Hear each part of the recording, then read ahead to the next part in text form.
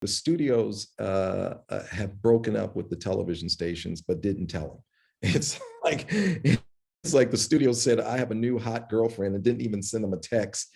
And then you just see them walking down the street with their new hot girlfriend.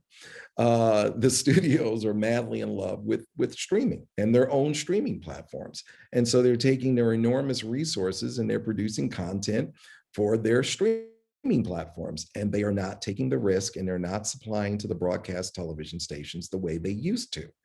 Now, the broadcast syndication business is a relatively small business. It's only about a $2 billion pot.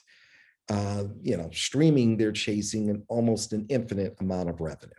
So obviously, you understand why they made the choice. But with that said, the broadcast syndication business is still a very viable business, a strong business, and it needs to be served.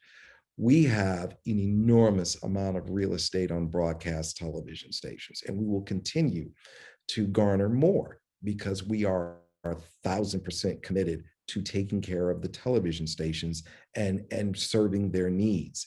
We're not going to abandon the television stations. We're not going to take the position that it's streaming service first and, hey, broadcast television station who built our businesses, you're way, way, way last.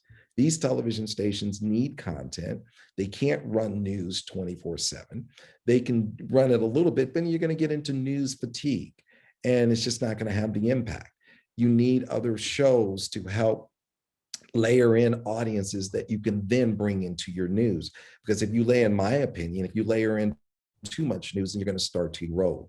You have to have the talent that's there that's helping to attract people to your stations. So we are 1,000% committed to investing more in first run television shows for the broadcast television station community.